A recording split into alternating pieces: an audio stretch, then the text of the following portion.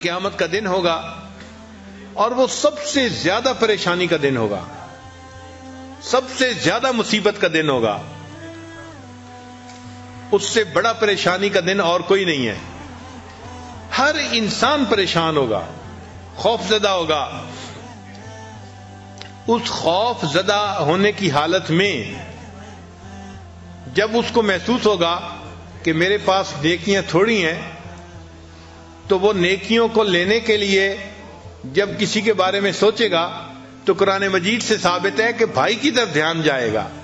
یوم یفر المرء من اخیہ، بھائی کا تذکرہ پہلے، وامہ وابی، ماں اور باپ کا تذکرہ بعد میں. تو یہ ایسا تعلق ہے کہ دنیا میں پریشانی آئے تو بھی بھائی یاد آتا ہے، اور جب آخرت کی پریشانی آئے گی تو بھی انسان کو بھائی یاد آئے گا. اس تعلق کی ویلیو کرنی چاہیے اور آپس میں گھروں میں بھائیوں کو الفتیں محبتوں کے ساتھ رہنا چاہیے. کاروباری پریشانیاں ہونا یا اختلاف ہونا، ان کو ریزالو کر کے ہمیشہ اس تعلق کو بہتر کرنے کی کوشش کرنی چاہیے، تاکہ اس سے اللہ تعالیٰ بھی راضی ہوں اور ماں باپ بھی اس بات سے راضی ہوں.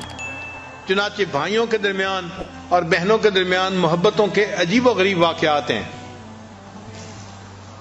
ایک واقعہ ہے دو بھائیوں کا، ایک بڑا تھا دوسرا چھوٹا تھا. تو بڑے بھائی کی شادی ہو گئی اور اس کے بچے بھی ہو گئے.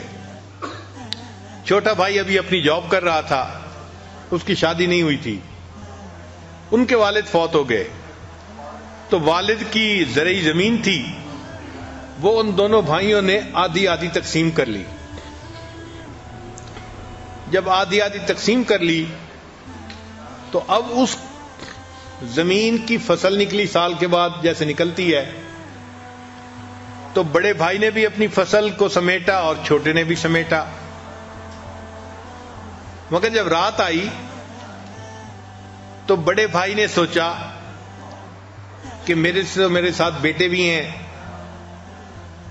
اور وہ بھی ہیلپنگ ہینڈ بن جائیں گے 1 سال 2 سال میں، تو مجھے تو اتنے ضرورت نہیں ہے جتنی کہ میرے چھوٹے بھائی کو ہے. وہ اکیلا ہے بیچارہ، سنگل ہینڈڈ ہے، وہی ارن کرے گا، اسی نے محنت کی. تو کیوں نہ میں اپنے حصے میں سے کچھ گندم کی بوریاں اپنے دوسرے بھائی کو دے دوں. چنانچہ اس نے اپنی 5 بوریاں اٹھائیں، چھوٹے بھائی کی زمین کے حصے میں جہاں بوریاں پڑی تھیں وہاں جا کے ڈال دی. اللہ کی شان، جب رات کا آخری حصہ آیا تو چھوٹے بھائی کے دل میں بھی یہی خیال آیا کہ ہم 2 بھائی ہیں اور ہماری زمین آدھی آدھی ہے، لیکن میں تو اکیلا ہوں، میری تو ضرورت اتنی نہیں ہے. میرا بڑا بھائی تو فیملی والا ہے، اس کے بچے ہیں، بیوی ہے، ذمہ داری زیادہ ہے، بوجھ زیادہ ہے. کیوں نہ میں اپنی گندم میں سے کچھ گندم اس کے حصے میں ڈال دوں تو اس کو فائدہ ہو جائے گا. چنانچہ اس نے بھی 5 بوریاں اٹھائیں اور بھائی کی بوریوں میں جا کے اس کو رات کو ڈال دیا. اب صبح کا وقت ہوا، دونوں بھائیوں نے اپنی اپنی گندم کا حساب لگایا تو حیران، کیونکہ ان کے حساب سے گندم کی جو گنتی تھی وہ تو اتنی تھی، اور اس میں سے 5 بوریاں انہوں نے دوسرے بھائی کو دے دی تھی رات کو، مگر صبح وہ 5 بوریوں کی جو کمی تھی وہ پوری ہوئی تھی. تو دونوں بھائی اس پر بڑے حیران ہوئے کہ پتہ نہیں گندم ہماری 5 بوریاں کم ہونی چاہیے تھیں، یہ کم کیوں نہیں ہے.